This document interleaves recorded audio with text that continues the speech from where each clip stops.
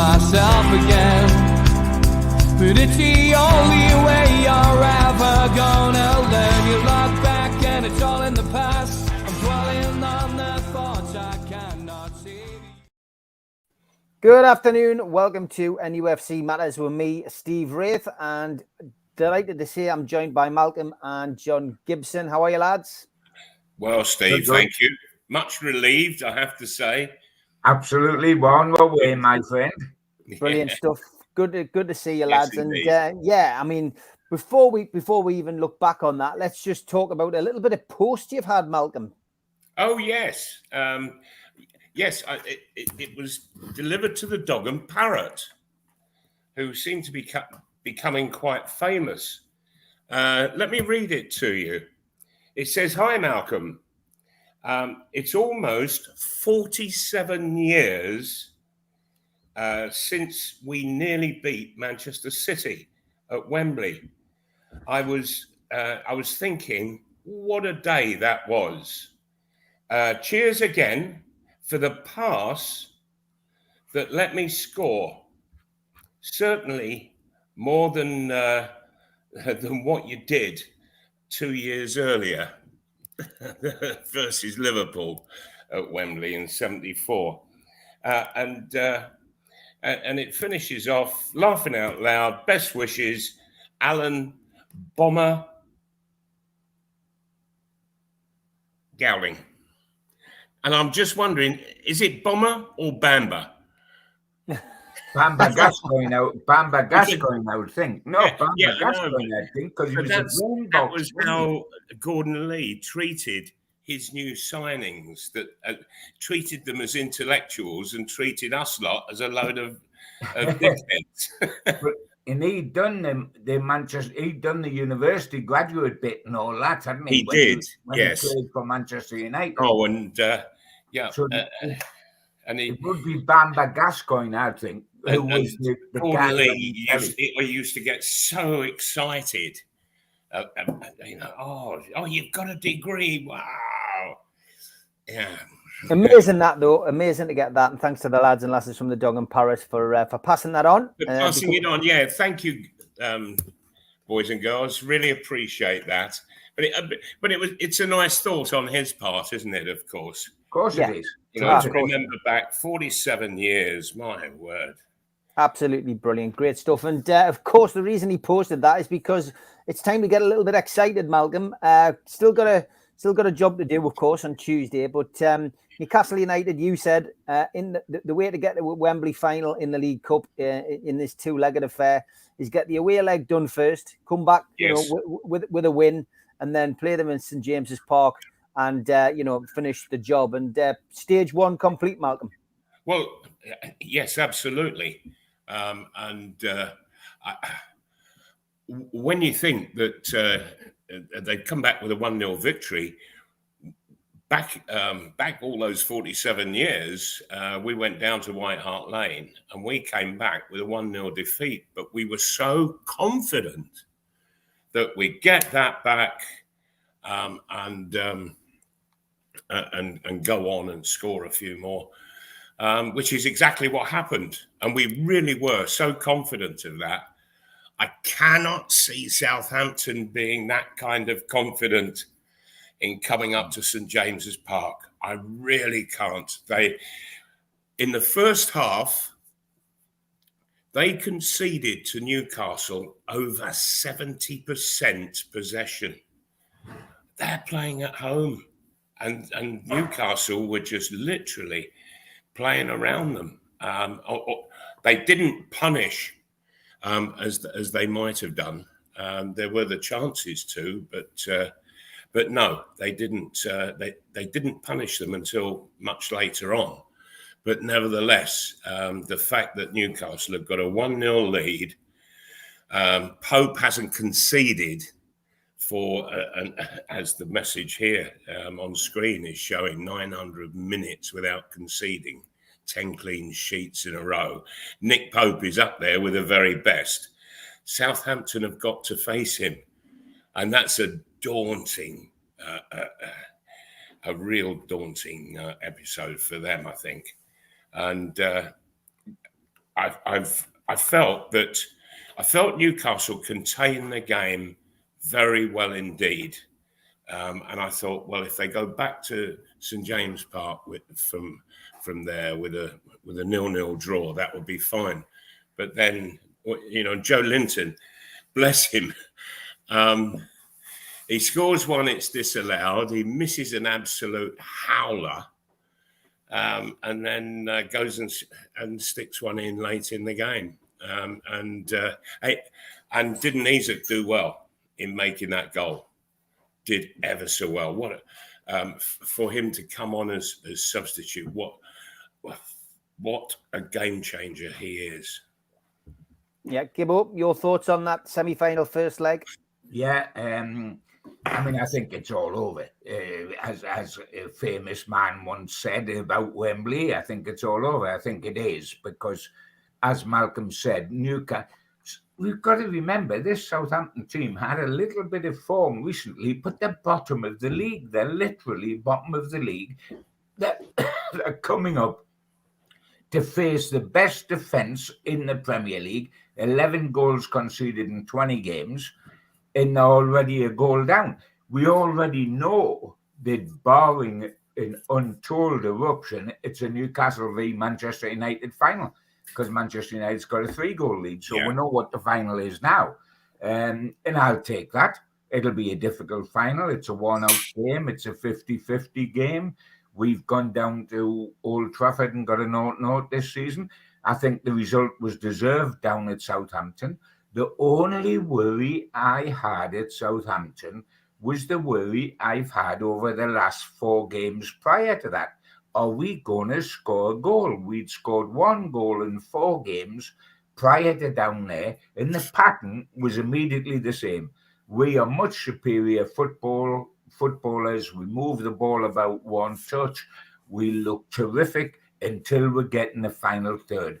And some of the misses, and I'm not being too critical because I'm delighted where we are, but some of the misses, Willock and Joelinton and Sean Longstaff, they didn't just miss the target, they missed it by miles. They hit the bloke at the back of the stand. If you remember some of the shots, they were incredible. And I thought, oh no, and no, it would have been a good result to come back here. But when you're dominant, let's finish them off. And I thought we need to finish them off. And I think the interesting thing for me, guys, is that I think Callum Wilson still looked short. I didn't think in that game he looked He's sharp. not looking right, John.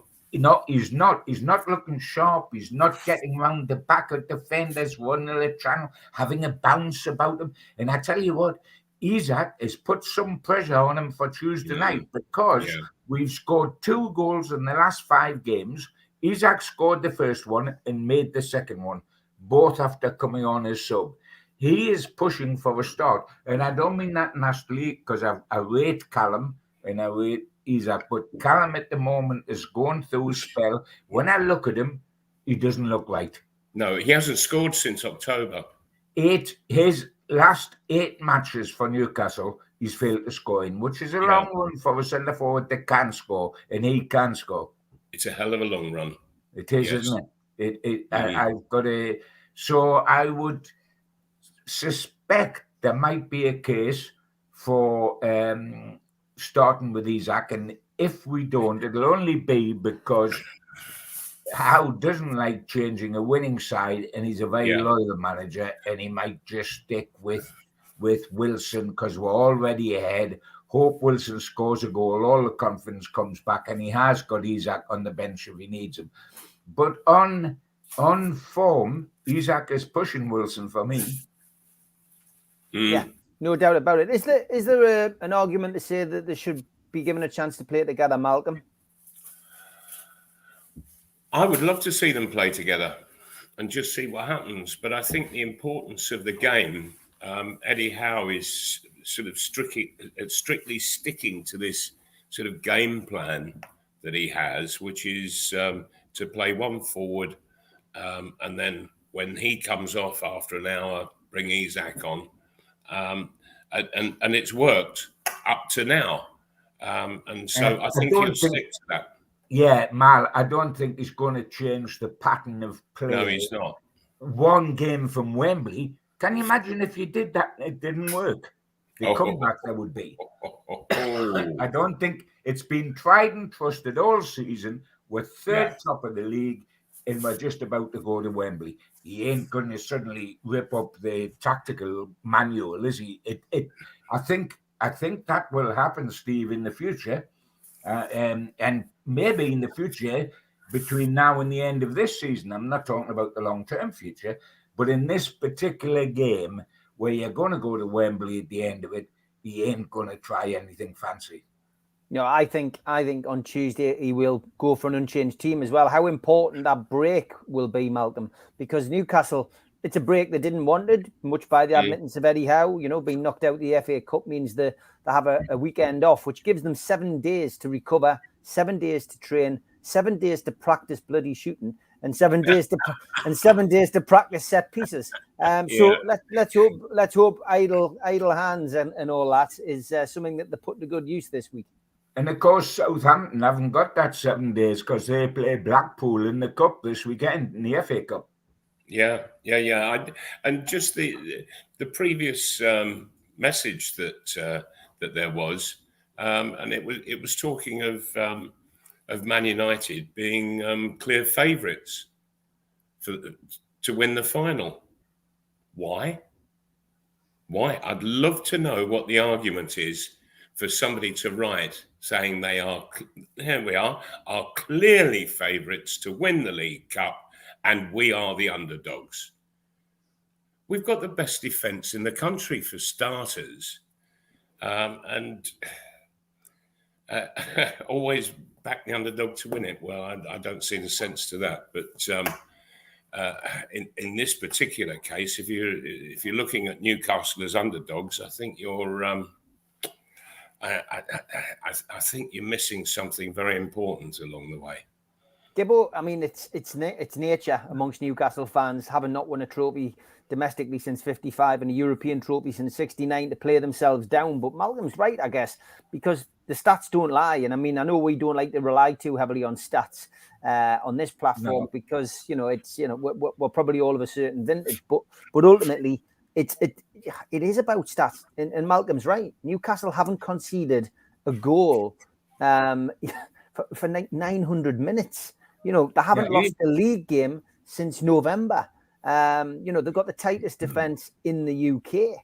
It's remarkable that we're even saying this about Newcastle United. Quite remarkable. I think what this guy is probably going on is what the rest of the country will say, that we will nationally be the underdogs, because the rest of the country, who don't look at form, don't look at Pope, don't necessarily look at our defence, they just think it's Manchester United and the new manager's got them buzzing again and to be the old Manchester, and Rashford's rattling in goals. And Manchester United are either nationally, are either murdered. They're an absolute disgrace. Get the manager sacking. They all shouldn't wear the shirt, or they're walking on water because they're Manchester United.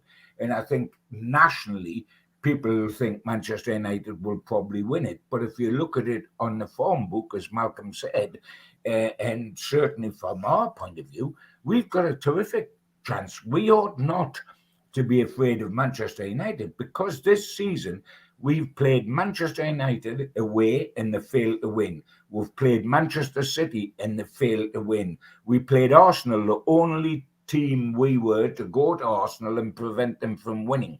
We've played at Spurs and won. We've played all these big sides and we're not getting beat. So it is still a terrific chance for us. The only thing would be if we froze on the day, because it's Wembley.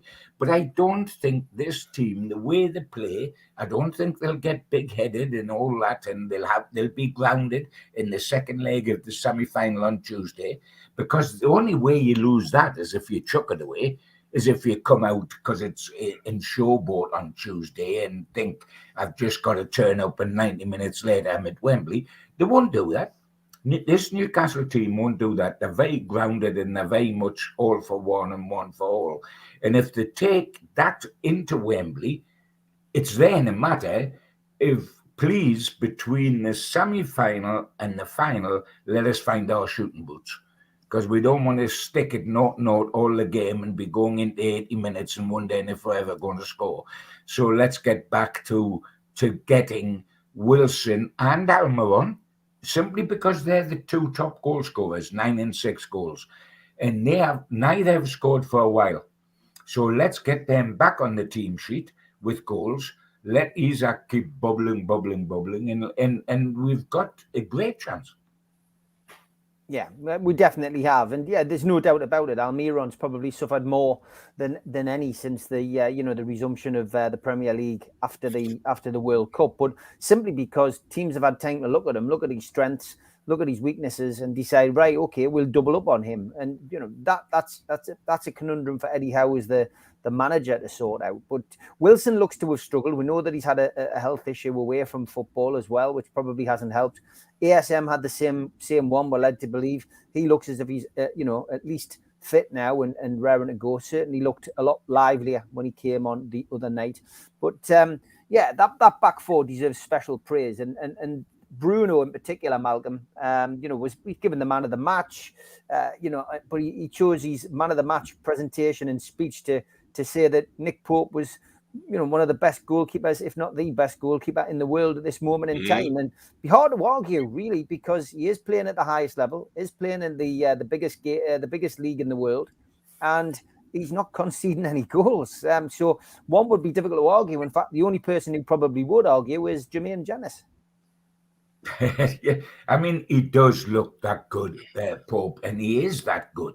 I mean, he's definitely a huge step up from Dubravka, who did very well for us over a long period of time, was loved by the fans, got voted Northeast Player of the Year one season, etc., etc. But this fella's a different class. And you know what's staggering for me about this fella is that because he's got such a good back four in front of him, he can go an hour without having anything to do and then produce a worldie. Where most a lot of keepers' concentration is gone because they've had nothing to do in the hour. In the ball. Couldn't agree more, John. Couldn't agree more. And he's been making some absolutely fabulous saves late on. Yes. So he's obviously keeping himself warmed up. When there's no action going on in his penalty area.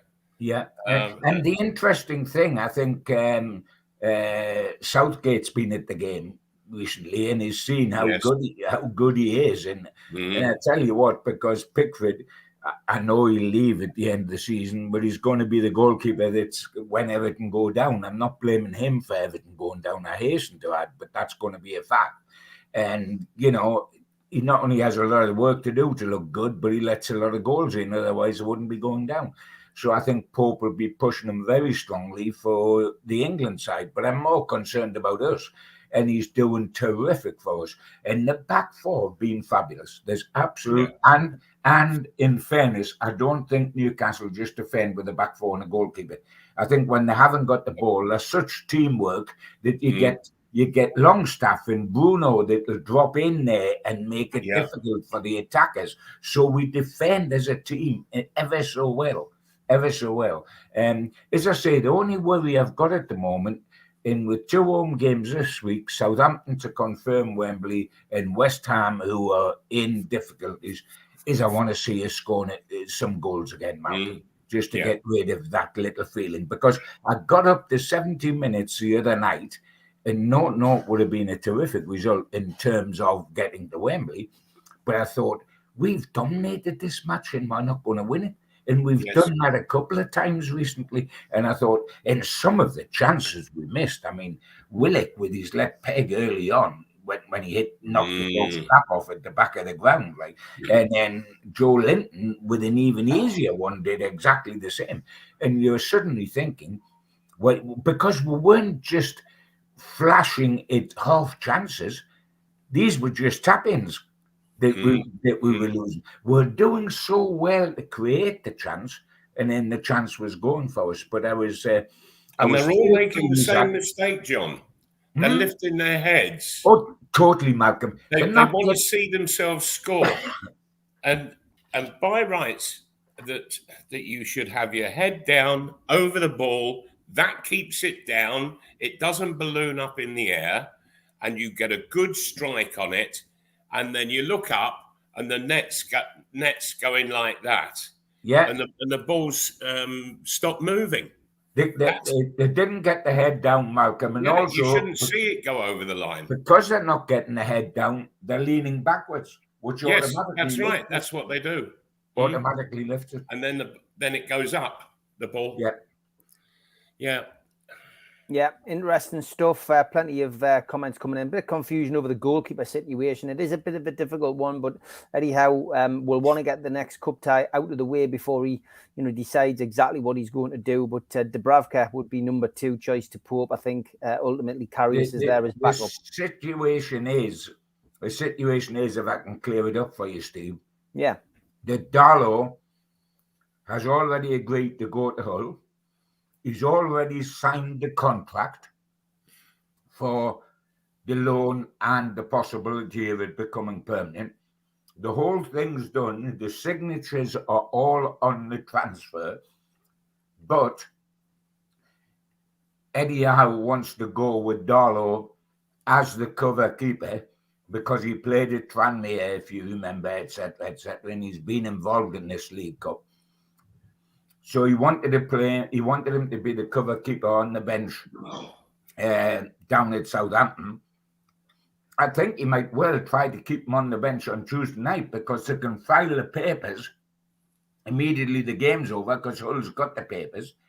And if it's a midnight cut-off point, he's still their player. But what it does mean, which is intriguing, but he wants him involved in these games, and that's why he took him to Southampton. But what it does mean is when we go to the final, the Liverpool keeper is the cover keeper at Wembley on the bench because Dubravka's already cup tied because he's played for Manchester United in the League Cup. He's played for the opposition. Yeah. He's played for the team we're going to play. I don't see that as a problem, though, John. No. I think he's a good But, I mean, the interesting thing is that they're not putting the Liverpool kid on the bench for the 2 games with Southampton, but they have to put him on the bench at Wembley because Darlow will have got the Hull and Dubravka can't play. Yeah. Yeah. Ian McKenna says, is Gibbo on Werther's originals? I've got such a bad throat. I'm sucking the old strepsils here while we're going along. I think I've got a bad throat by shouting at the telly the other night when the ball kept going over the goal. Other cough suites are available. Is that what, I think that's what you say. Got to ask as well about the 2 handball situations that came up in the game, Malcolm. First up, the Joelinton one. Secondly, the Armstrong one. What was your take on both of those? Oh dear me. I do think that VAR can really overcomplicate the game at times and throw it into confusion as well because all of a sudden the VAR sticker comes on and so you know that they're having a look at it and the game's going on. And I know that there'll come a time where while VAR is looking at one thing, that the side will score and maybe even score 2, and then they decide on VAR that it's got to go all the way back. For me, that VAR can be very good, but they haven't learnt how to use it properly at the moment. That's how I see it. That it's got to be far more instant. I do believe that it needs professional footballers to be looking at it along with a referee. There's always 2 points to anything that happens. Players see it one way, referees see it another. I mean, from my point of view, Steve, and I'm certain I will be accused of being a biased Geordie, but I think Joelinton's goal ought to have stood I think he withdrew his arm behind him to get out of the way, and it struck him up here. So Yes. I think the Joelinton goal was perfectly okay. I agree with you, John. Yeah. And young Adam, who I like as a bloke, not when he's playing for Southampton, but knowing him up here as we did, I think he inadvertently did handle the ball on the route of it coming down with his hand. It was pushed onto, I think it was Burns' knee, and from there into the net. So I think Armstrong's wasn't a goal, and I think Joelinton's was. But in the end, it's 1-0, and that's okay. But I honestly believe that. I'm going to side with you, John, on that. I felt that Adam Armstrong's it was the more blatant of the two. Yes, it was. Really was. But I'm afraid that officialdom is just not getting the machinations of VAR right, and they've got to get it sorted quicker than that, because seriously, some team is going to go score 2 goals while they're debating over the VAR. I was going to say, I'm having an amusing thought here, and I do follow in seriousness you thinking, put an ex-pro in there to have a look, because an ex-pro knows what's happening. But I'm just thinking, playing devil's advocate, how long it takes to make a decision now. If you have a player sitting next to the referee up in the gantry, can you imagine that if the dispute that might go on there, you might have to go for your lunch break before you get a decision on whether it's a goal or not? Well, I do understand that, John, but I really do feel that it needs the expertise of somebody who's actually scored 100, 200 goals, who knows exactly what goal scoring is all about, and of course have they deliberately put hand to ball, or was it just a sheer fluke, in as much that it suddenly ricocheted off somebody and there's not a lot you can do? You weren't looking to control it in any way. And I'm not even sure that the rules are effective enough to bring VAR into the whole situation. Yeah, it's now that's down to the FA and the referees union. It's becoming a farce. It was brought in to simplify things. It's becoming a farce now. It really is. And and I think as well, the other thing just to point out with the Carabao Cup is, some of the games, the early rounds, including the quarterfinal, didn't even have VAR. What's that all about? How can you have some games in competitions with VAR? I feel very strongly about that.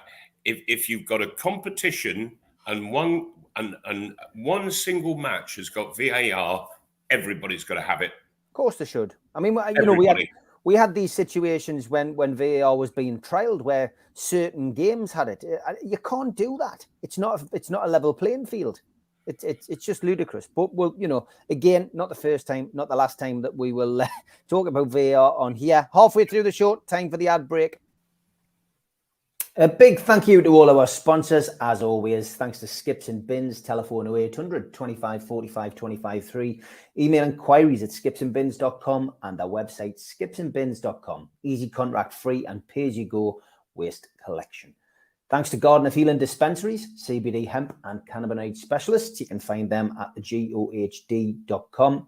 Thanks to Mr. Vicky's sauces, which are handmade in Cumbria, and you can find them at mrvickies.co.uk. If you want to make an order, give them a call on 01768 210 102 or email info@mrvickies.co.uk. Thanks to Blowhole Breweries, you can get a selection of beers, and the cans are in the design of the old Newcastle United entertainers strips. Blowholebrewery.co.uk. Thanks to Melly's Carpets and Beds, laying our reputation, one recommendation at a time. The best quality around at the cheapest prices. melliesbedsandcarpets.co.uk, email sales@melliesbedsandcarpets.co.uk, or give Melly a call on 01670 632 216. And thanks to United Group Travel Limited, UK coach holidays in Morpeth, 01670 362 460, or mobile 07957 141 654. Graham, your driver, Beverly answering your calls and looking after you on your tour. Some great deals coming up there. Get yourself onto the website to check them out. Thanks also to Media Arts, who do all of our videos and help us with the technological side of things. And thanks to qtechshop.co.uk, the makers of pool tables and snooker tables in Wallsend, Newcastle, and the guys who run our website, NUFCmatters.com.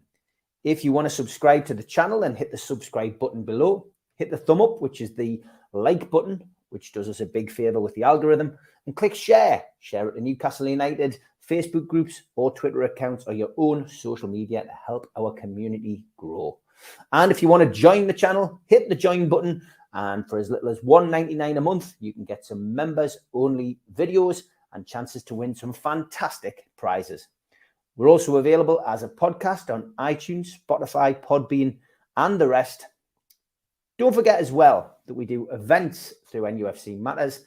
And this one is the next event coming up, Friday, the 24th of February, an evening with Newcastle United legend Steve Howe. Friday, the 24th of February, Tyneside Irish Centre, and tickets are available at £50 from newcastlelegends.com. If you also go onto Voucher and search for the event, you can pick up a bargain on there. Don't forget, we also support the food bank on this channel. www.nufcfansfoodbank.co.uk is where you can find the Matchday Bucket. You can make a virtual donation to the Matchday Bucket 365 days of the year to keep helping the food bank in Newcastle. If you live near the Montague pub, then you will have Gibbo and Malcolm. They'll be on at the Montague pub on the 23rd of February, 7 o'clock. Contact the venue for details. I'm sure we'll have a flyer at some point. Malcolm and Gibbo will also be at Felling Cricket Club. Tickets will be going on sale for these events for the 16th of February for that one in due course. But we'll give you a shout when we've got the flyers. Don't forget, Steve Howe, tickets are available on Voucher Friday the 24th of February and Saturday the 25th of March, and even with Nobby Solano at the Irish Centre. Tickets on sale for that, for both of those events from nufcmatters.com. And tickets for the Nobby Solano event are £15. Lee Clark is the next big name to be at the Tynemouth Surf Cafe, Thursday, the 9th of March. Steve Watson is now sold out. Nobby Solano sold out. So Lee Clark is next on down there. 9th of March, which is a Thursday night. So get yourself onto the Tynemouth Surf Cafe's website or social media platforms to find out how to buy tickets. Don't forget, it's only limited to 30 tickets down there. Got to ask you about this young man, Malcolm Anthony Gordon. Lots of chatter, lots of talk about him. Day one of training, they knew he wasn't going in, but he's been missing now for another 2 days, 3 days. He hasn't turned up at training. I've seen some of the social media posts from Liverpool. Doesn't look pretty. He's getting a lot of abuse off fans. Some fans attacking his car, attacking his home. He's got 24-hour security at the moment. It's not looking pretty at Everton for a whole host of reasons. The kid wants out by the looks of it. Is Newcastle the right place for him? Well, you can't blame anybody for wanting to leave Everton at the moment, the state they're in. And the atmosphere there must be absolutely toxic. So I've heard an awful lot. I've read an awful lot about Anthony Gordon. And I looked at his stats, and I'm afraid to say that his stats are not impressive at all. He's played 65 first-team games, scored 7, and his assists are as high as 3, his goal assists. And the kind of money that Everton are talking, that doesn't reflect those stats whatsoever. And I'm sure that Eddie Howe and the scouting team that they've really seriously done their homework. Maybe things are just that bad at Everton over the past couple of years that even good players are struggling to survive, never mind impress. Possibly, but I think I'll have to hold judgment until it happens one way or the other. Yeah, John, a lot of chatter about him. £40 million was the original fee. Yeah. The media, quoting anything from 40 million to 60 million at the time. We know Newcastle really won't get, pushed into some kind of public display of, bargaining. That's not the way Newcastle do their business these days. But it does seem as if there's more smoke today, and one would imagine that if they want him, they're going to get him. And it sounds like the player wants to come north. Yeah, he's very high on Newcastle's list. He's been there for a while, because Newcastle wait for players, don't they? They waited for Botman for an awful long time. They waited for Isaac for an awful long time.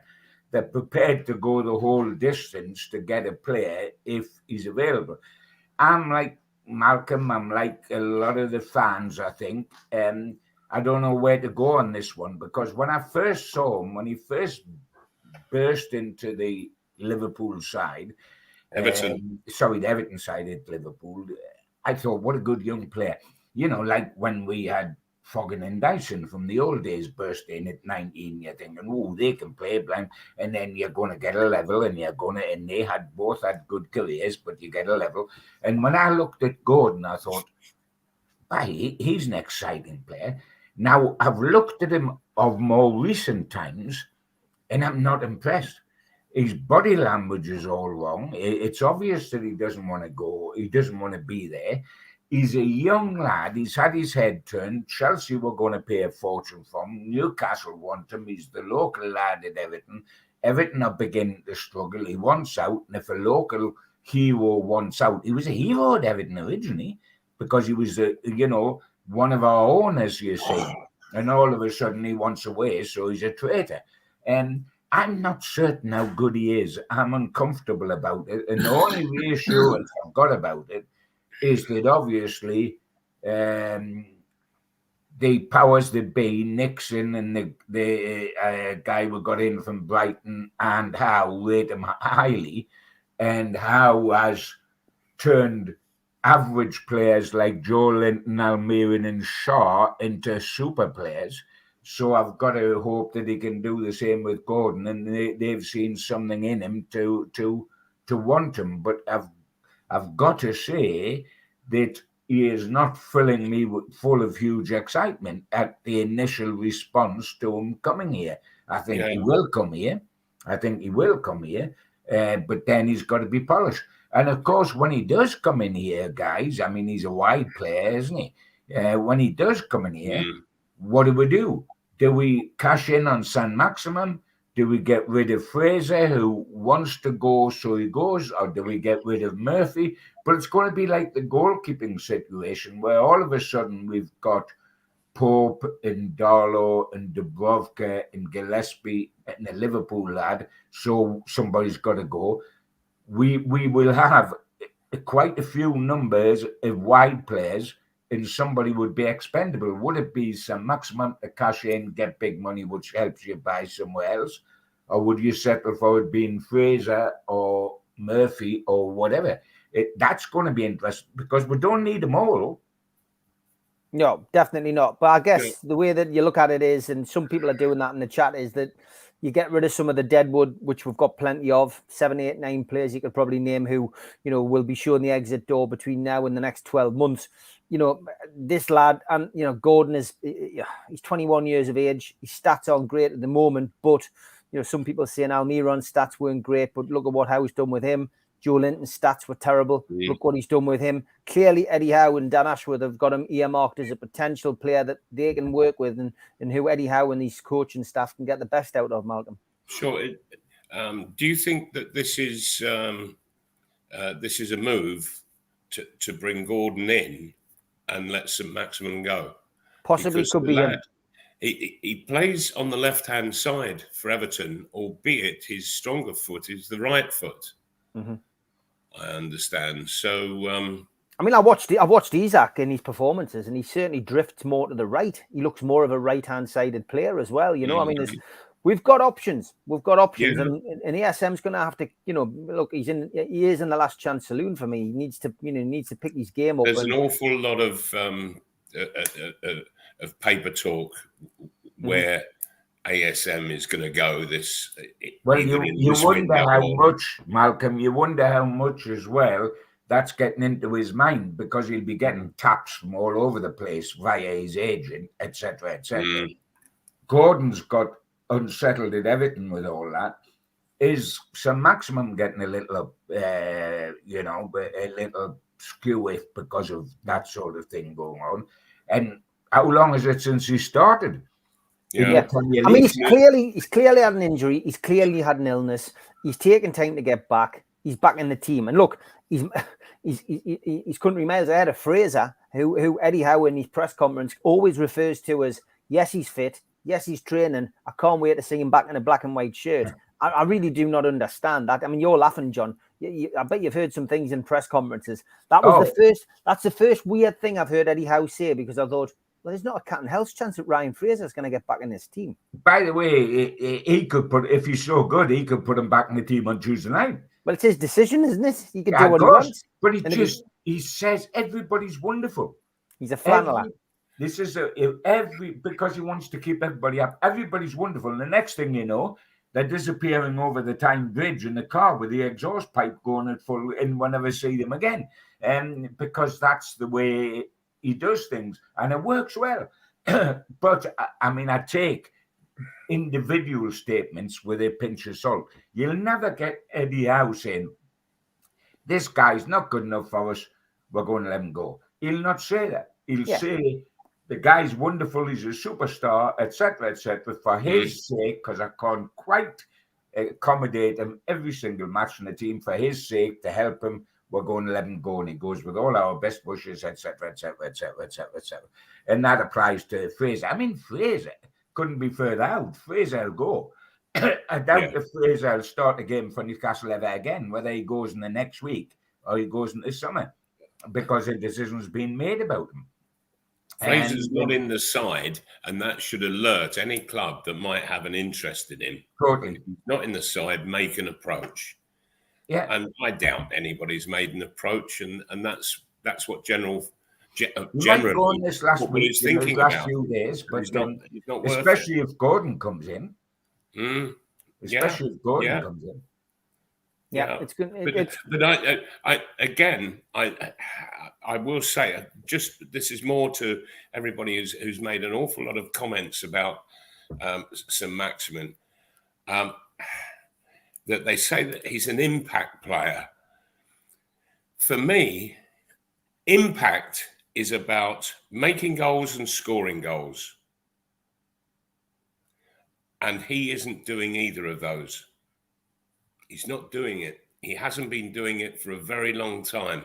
He has put a huge amount of possession, more than any other player on the field, and does very little with it. He runs and he beats people and beats people and beats people and goes back and does it all over again. And there's people who are stood in the penalty area waiting for a cross that never comes. Mm-hmm. You know, and that might be the problem with Wilson. St. Maximin sent him off to sleep. Alan Thompson says there's a lot of negative talk about Gordon, Malcolm and John, but I look at Wood going for 15 million plus a loan fee, and then we're getting a younger player for 20 million, which is a good way to look at it. ASM was stat-wise our best player before he got injured, said Ian. And it wouldn't surprise me at all if there's a handful of players in the next few days, bish, bash, bosh, job done, with a similar amount out of the door. Mark Byers says he would have done it if he hadn't been hacked down on Tuesday, Mal. He was in on goal. And Terry says, Steve, what the hell's going on with our transfer business? We'll never get a better opportunity to finish in Champions League place than now. Tom says he would start ASM on Tuesday. And ASM got a man sent off on Tuesday. Keep him until the summer and then review, says George. Got about 15 minutes left. We did have a couple of points which I did save. I'm going to ask about this one because it gets away from players slightly. John Askew says, John, in 1999, Wembley was 66% red and 34% black and white. How can a repeat be avoided if it's the same final in 31 days? That was scandalous. Well, we get a big help because this isn't the FA Cup, John. So there's less corporate tickets, less tickets going away to FA clubs. So I guess there will be a slightly better average on this one if it is as we expect, Newcastle United versus Manchester United in the final. I think one of the problems as well is the Prawn Sandwich Brigade all support Manchester United because down the years that's been the thing to do. You know, if you're living in Warwickshire or Hull or something and you can get a cup final ticket for the occasion in the League Cup final this time, you probably go along and say, oh, we support Manchester United because the wonderful history, Joelinton best all the way through Beckham and Giggs. And you get a lot of neutrals who are just one-day wonders and aren't real, genuine supporters whatsoever. Just hoist the Manchester United flag up because it's traditionally more the in thing to do than hoist the Newcastle flag up. We don't want them supporters anyway. We've got our own and we've got the best supporters. And if we are outnumbered, I bet we'll not be outnumbered vocally on the day. Don't you worry about that. We will make ourselves heard. Every away match this season, I've heard the Newcastle United fans more than the home fans on the way. And we've had only 3,000 or 2,500 there. But they've dominated the telly, they've dominated everything, the Newcastle fans, when they've gone to Southampton, when they've gone in the league games to everywhere, because they're vocal, they're loyal, and we're chuffed to bits. So we'll not be out-shouted down there. That's an absolute knocking bet, that. Sure, no, but also we've got to remember that Man United, they have fans all over the country. They've got... Probably they are the best supported club in London outside of the London clubs. Yes. Yeah. And so that they are accessing tickets from all over the country, not just from Man United, because other clubs have tickets that they can sell also. And so I think that, you know, and it really it goes back, I think, to the Munich air disaster, that people sort of fell in love with Man United in the way that they survived. Out of tragedy, yes, incredible, yes, absolute disaster, and they all fought back, and the country just all fell in love with Man United. John, anything about Denzel Dumfries? I'm always very careful when I read these names out because every now and then someone chucks in one of those like Ivor Biggin names or whatever. Yeah. But, Denzel Dumfries is anything from that Barry's asking? Denzel, what guy is that? Is that the guy that come to see you? Eh? I've got no idea who it is. I mean, again, it's another name that's been thrown at us. I'm just having a look now. He's a Dutch football player, professional football player, plays right back for Serie A club Inter Milan. He's a Netherlands international. Began his career in tell you how old he is? 26. Too old. Yeah, Man United are chasing him and Newcastle are interested in him, according to a couple of lesser known websites, shall we say. But yeah, it's an agent. I've got, with respect, when I said too old, of course, that's a nonsense, generally speaking, if you're looking at a centre forward or a top midfielder. But Newcastle have been looking in the 20, 21, 22-year-old for a right back, because the whole idea is that, you know, if this guy's 25 or 26 and he sits behind Trippier for the next 2 seasons or 3 seasons, he's 29 before he gets in the team. They want a young kid who can learn at the feet of Trippier and eventually come in for Trippier in due course. So, you know, you get somebody 26, by the time Trippier retires or is out of Newcastle, it'd be about 3 years' time. This guy would be 29. Mm-hmm. So I don't think he fits the pattern that they're looking for. Yeah, it defeats the object. It does. And that's why I understand that Newcastle, they're really looking for somebody who's around the 2021. Yeah, they are. They are, Malcolm. They group. looked at the bloke in Quite right. Spain that Arsenal look as if they might get, but they've been in an awful long time, guys, haven't they, for the young kid at West Ham. The right back, Yes. is it Ashby or something? The young kid at right back at West Ham. And that sounds, those two kids fit the pattern of what they want. Yeah, they can complete the deal Saturday That's week. Get this young lad in, Malcolm. Eddie Howe. He's apparently a decent player. Is that right? That's Eddie. Yeah, I got sent this the other week. Actually, I forgot to use it, but that's Eddie Howe in his pump. Good gracious! No, he's pumped now. Yeah, that's just when he was living before he got into the real football.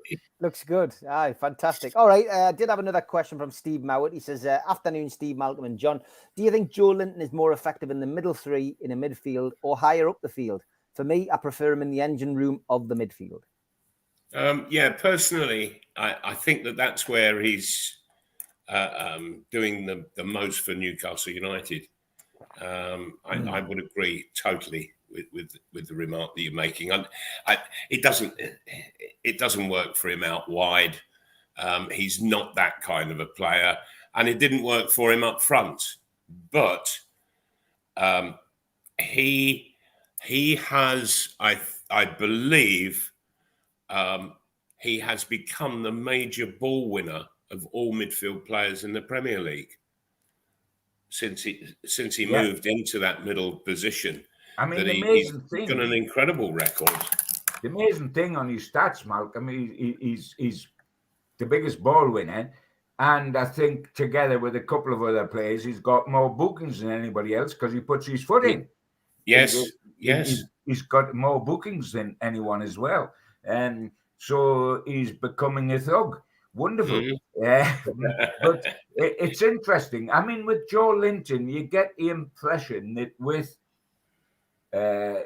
with Howe, when I say he has his favourites, I mean purely on ability. I don't think he goes around playing players that can't play. But he loves Joelinton so much. Joelinton's virtually the first one on the team sheet. It's a matter of whether he's playing in the midfield or whether he's playing left, driving forward. Now, the interesting thing is that it's who fills the other position.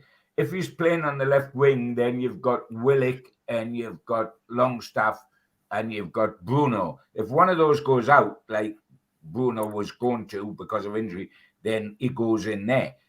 And San Maximum comes in up top. But he's the number one choice in midfield and wide left for Newcastle at the moment. Only he can't play in two positions. So it's what they've got to fill in elsewhere. You'll notice that not only is Joelinton never not in the team, and I know it happened at Southampton because we'd won the game, but he is rarely subbed, you know. Willock is subbed regularly. Other people are subbed regularly. Almiron's subbed regularly. He has more minutes on the field than virtually anyone. Yeah, it's interesting news coming from Fabrizio Romano, who's been fairly spot on during this transfer window, as he usually is, and others tend to not put something out unless he's fairly guaranteed. But that is that Gordon has agreed personal terms. Is it true? Isn't it true? Who knows? But he has been fairly spot on with his reports, certainly in the last few windows when I've been following him. So I would expect that to be a done deal without a shadow of doubt, Steve. He's coming here. Yeah, it looks like it. Yeah, well, one thing's for certain, he will not be going back to Everton. But it's not going to be anywhere near the 60 million that's been quoted. I think it'll be 40. I think it'll be 40 million. I can't million. even see it being 40 million. I think I think what will happen is there'll be a down payment of 20 million with add-ons that could take it to 35. But of course, the add-ons depend on the guy doing. That makes sense to me.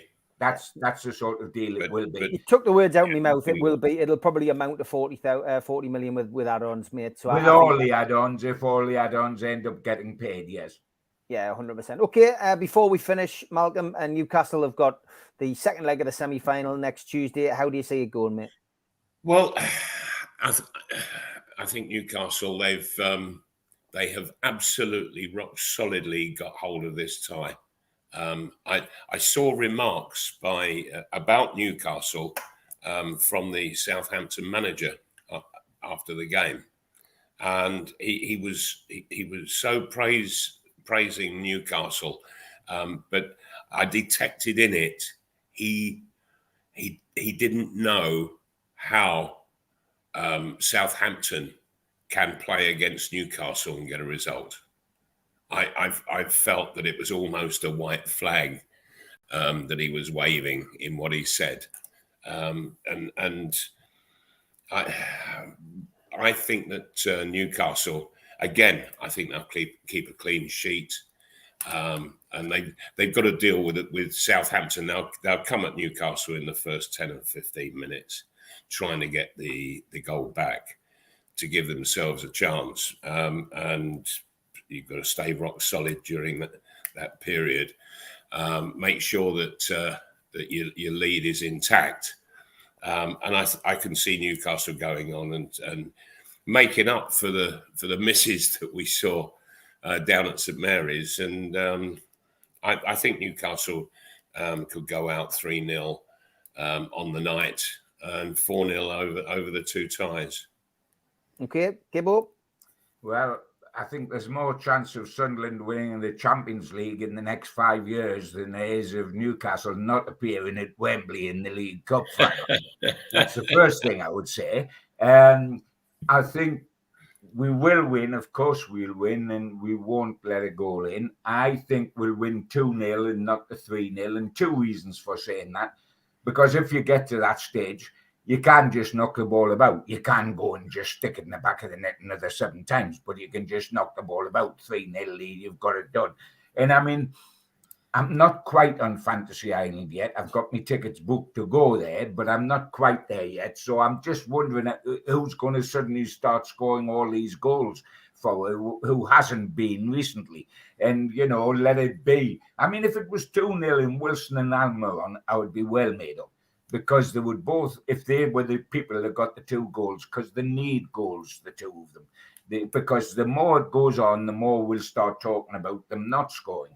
We'll start talking about Wilson, 8 games, 9 games, 10 games, oh dear, and we'll talk about Miggy going back to the old Miggy. So let it be 2-0, Wilson, Almiron, and I'll just get in the back room and start making up my rosette to wear on the Gansey when I'm on the air next time. Fantastic. Great stuff, lads. As always, good to speak to you. We're back at a slightly earlier time of 10 o'clock in the morning next Thursday. We'll be looking back, hopefully, at a wonderful night at St James's Park on Tuesday. But for now, it's good night from me, good night from Gibbo, good night from Malcolm. Take care, lads. Good night, everyone. Good night. Cheers, lads.